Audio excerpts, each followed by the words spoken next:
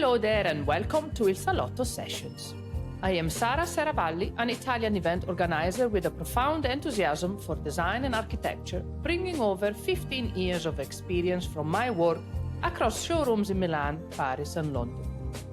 Fueled by a passion for connecting people in the design world, I founded Design Pop-Up in 2014, a specification-focused event that has since traveled throughout the UK and Ireland. Today I'm expanding my vision with Il Salotto, a vibrant space, both physical and virtual, dedicated to inspiring meaningful conversations and fostering connections within the design community. I hope you will enjoy my chats. Hello there and welcome to this new episode of Il Salotto Sessions. I've got the immense pleasure today of interviewing another Italian girl, very, very talented Italian girl. I'm here with Elettra De Pellegrin. She's the founder and creative director at Slalom Acoustics. Good morning, Elettra. Good morning and thank you so much for the invitation. I'm very excited to be here with you. We are very excited too. You know, as fellow Italians, is always more special to use this space to promote our talent to the UK market. So thank you very much for finding the time. I know you're very busy, just back from New York, back to the US next week, and Salone del Mobile and all del Jazz. So we're very grateful you find the time to talk to us. So let's go through your journey into career, but also what brought you to start Slalom? What was the inspiration? What was the gap in the market you saw? And then you created Slalom. Well, it's for me always a joy to tell this story because Slalom it's a very Italian story, but also it's very much related to a female approach, which I'm always very proud to share. So Slalom it's an incredible adventure, and what brings us here today, it's a passion of a fantastic team which is dealing with amazing projects, and that has been in the last 10 years. It all started actually with me as founder of the company, getting very passionate during my study in architecture. You know, I went to study in Germany, living a little bit Italy, which I'm always keep on traveling, but our Italian made in Italy, it's really the base where it's really what gives us this energy to spread the design around the world. But then I went a little bit to Germany to deep and study acoustics, which I found to be a great topic. It's something that started at the beginning of the 19th century, actually, related very much to monumental places and the speech of very important people or music. Today, it's such a big honor and challenge to see that the acoustic approach, it's part of our daily activity. So it moved from being something institutional to be something totally democratic and affordable. And so this was actually what started to interest in me about studying how this big topic, very scientific, could be declined in everyday life. And the starting point was the passion and focus on people, because we all deserve to have a great environment around us, but also in terms of corporate, the market where we have started. You know how challenging it is for companies to keep their talent in. And one of the way to do it is absolutely offering great spaces. Acoustic, it's an occasion to speak about comfort, but also to speak about aesthetics. And that was really the gap we wanted to fill. Bringing such a really, again, scientific, because this is the base, almost a scaring topic, to become a design tool. As an architect with a little bit of engineering background, I never wanted to leave the fact that we are connected to material, to feel and touch the surfacing, the way they look, the way they get touched, the way they can perform to react to light. So that was very different and not feeling the sound.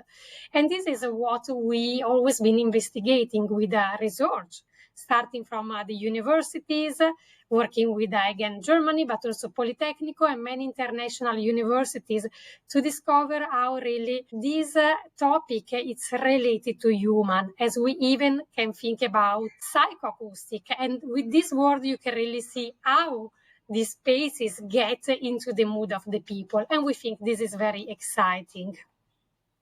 So in the UK, in the specification market in the UK, we've got some strong brands in acoustics that are mainly from Scandinavia. How do you think the Italian heritage and style can differentiate slalom from the other players that we've got from Sweden and I think they're mainly Sweden And or this is a Denmark? great question that brings me to speak about a few topics. First of all, you mentioned in a way the technology. Why can Italy make a difference? You know that the kind of quality that is in our area, it's something that brings really the design to be so spread internationally.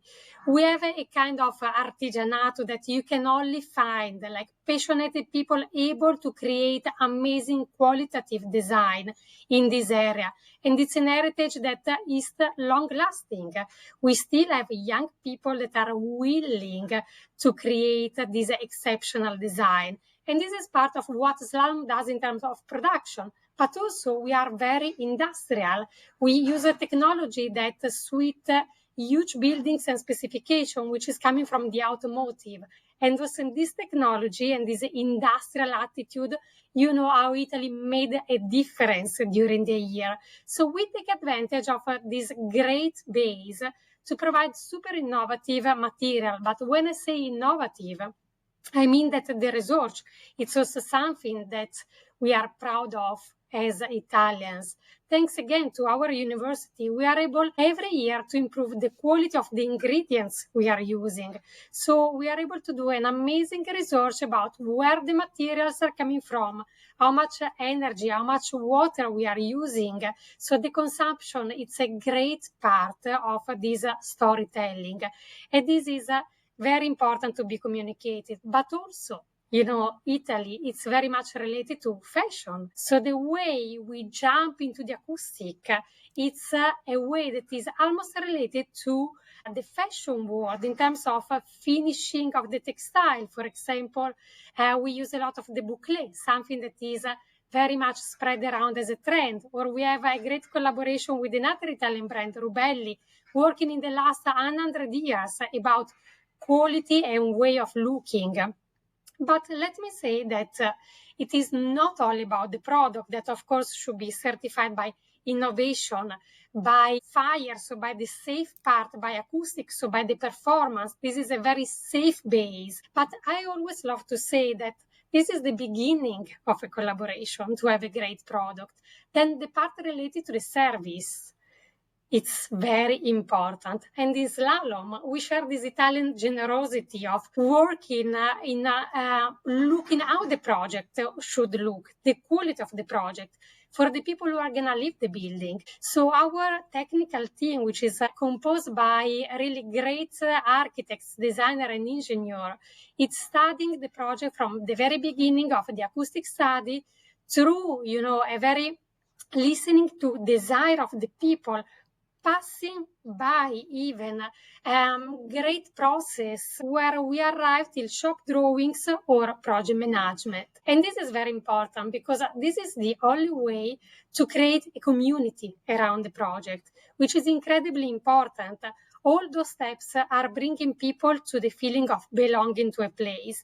And this is what we have as a mission with our solutions. Right, this is incredibly fascinating. So you only touched briefly already in your answer. I was going through, getting ready for this interview, I was going through your website and reading all the information you put out. You've got a very strong commitment to sustainability, haven't you?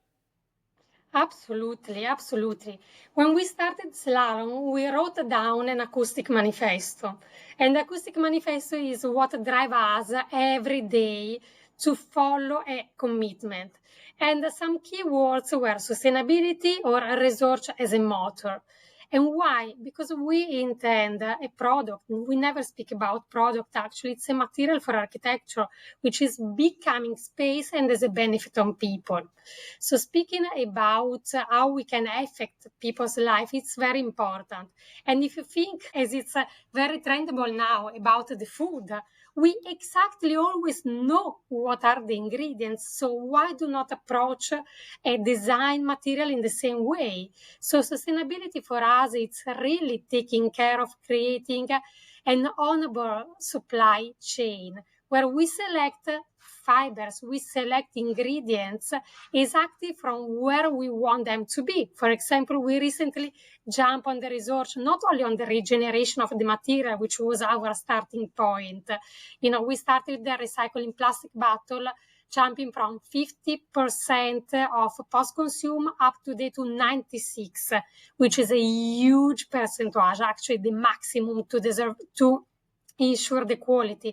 But recently, we also jumped into the bio-based materials, and we just developed a collection made out of flowers and grass. Can you imagine something so technical becoming emotional, bringing directly a message which wants to speak about beauty, but not only, wants to speak about how responsible could be the choice of the material. Eco-designing means making 80% of the choice of the life of a material during the design phase. By selecting grass, we know that is a material that is all year long everywhere in the world, so offering a very clear way by the nature. So why don't use it and celebrating the simplicity? It's okay to celebrate simplicity. This is one of the biggest things we are learning during this slalom path, and it's very important. Of course, what is also very important is not just to tell a story by ourselves, but to let the laboratories certifying what we are doing. So certification like HPD, VOC, Green Guard, it's all very important to give credibility to this story, because data, not only in acoustic, but also in the sustainability, are very, very important.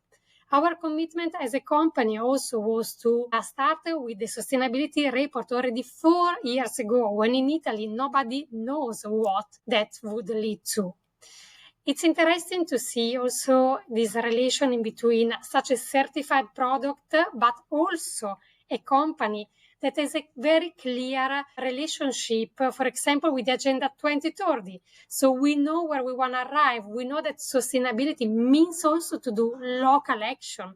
So connecting with the university, connecting with the social actions, connecting to young designer, or also we are supportive of art. We are partner of the Guggenheim collection in Venice, which is something that, it's a kind of approach of getting in a museum can be so scaring as approaching acoustic, but it's not. So we want to bring message of positivity, of relation to art, design, science for the quality and for improving and, as a kind of agent for change. Right. If I ever move back to Milan, can I come and work with you? Women are always welcome. I mean, I'm not going to focus on women only, but for us, our team is made 80% out of women. I'm a mom also. I have 2 little kids. We always say maternity is not a disease. So there are messages that as one of the most well-known company in acoustic at the moment, we really need to bring together with the product. So yes, That's please. amazing. Yeah, I'm gonna send you my CV. You never know. I need to come back to Milan. Anyway, talk me about acoustics. So is acoustics combined with ethics, combined with aesthetics? Yeah, exactly. It's how did we come to this neologism? For me, it's always been super difficult to tell when people were asking me, what do you do for a job? I'm so passionate about what I'm doing that I was using so many examples to really make people understand what we are doing. So we try to reduce to one word, as you said, acoustic, a mix of acoustic, ethics, and aesthetics, which is just a combination of what architects are busy with every day. It's just like we want to create spacing that are at the top level for every type of person, introvert, extrovert. They do react in different ways. We do react even to beauty in different ways. The objective, it's related to the subjective, and this has been always very interesting. So in this neologism, we have all those topics together.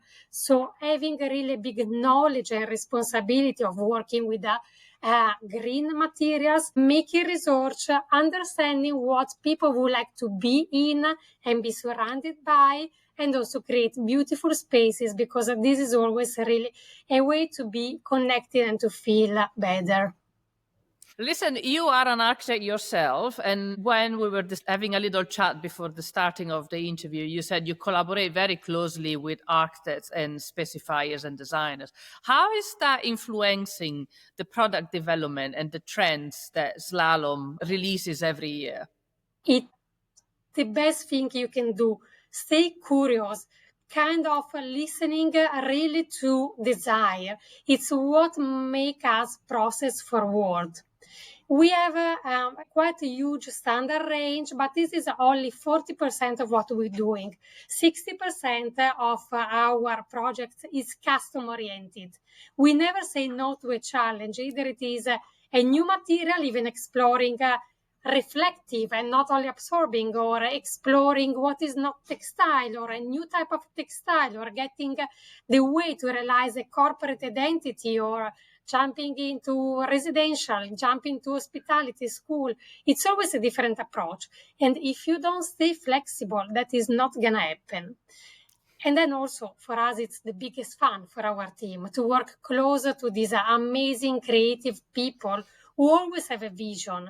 And it's always also their mission, to kind of educate and elevate their client to explore new type of space, new configuration. So we know how architects are busy in bringing those ideas. So the minimum we can do for them is to offer a material that is innovative, it's competitive, it's able to realize their idea even when the ideas are crazy. And we've done some projects which were really out of what you can imagine, and we are always open to. So I can always just say thank you to all these designers and architects who give us such a great time and such a great vision and such a big motor to do always better and better. So what do you think is the next step, the next innovation that is coming into acoustics?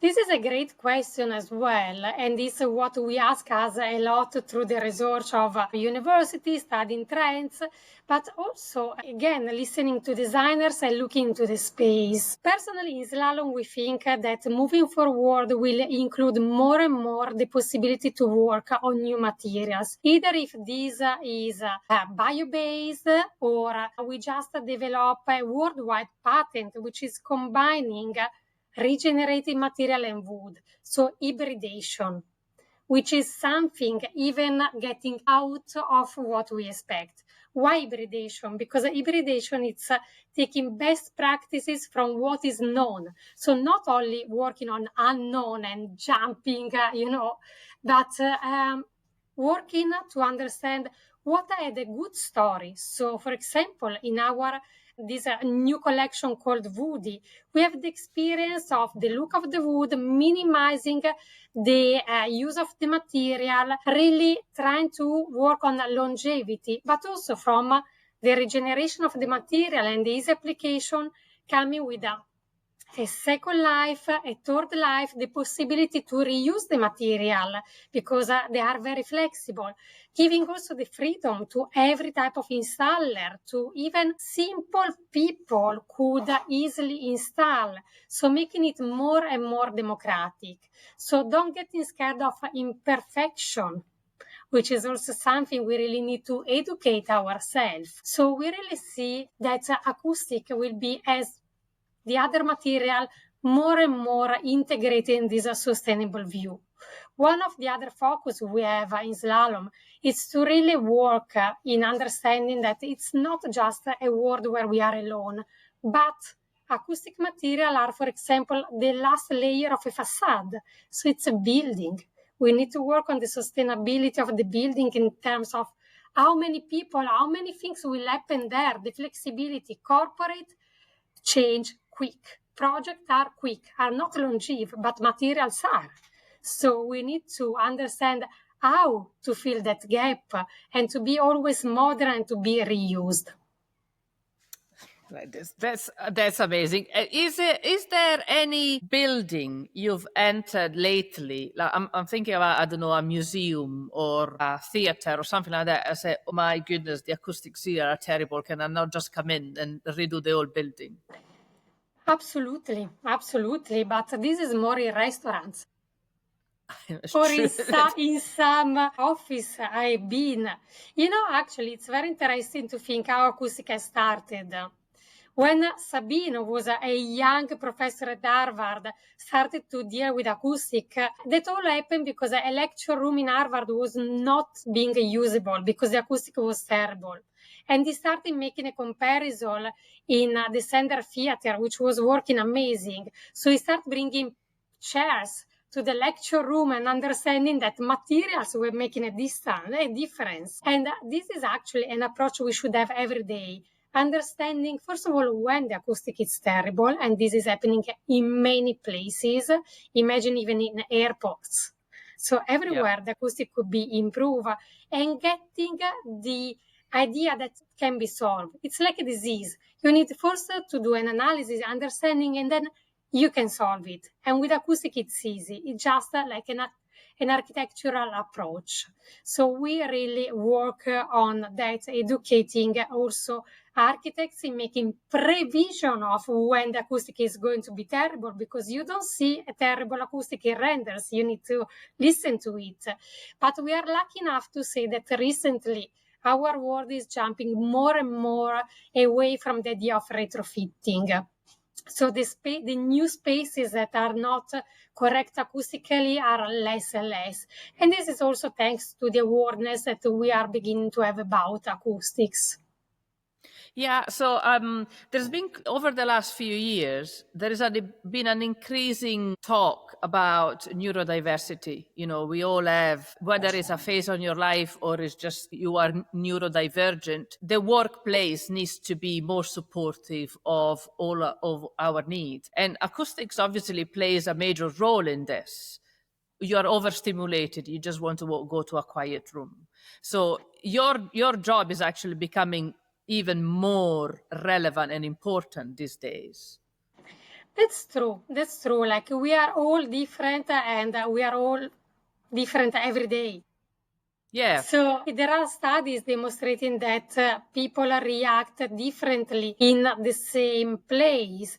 And that's true also if we think about temperature, maybe a factor we know most. There are places where I feel more cold, you may feel more hot, and that's the same with acoustics. So there will always be like a personal approach to the space, but that's also what guarantees a different reaction or different approaches. So being diverse, it's great. To include diversity, it's also great. And the way to including diversity, it's very much related to projects. So it's not only a solution, but it's the project itself.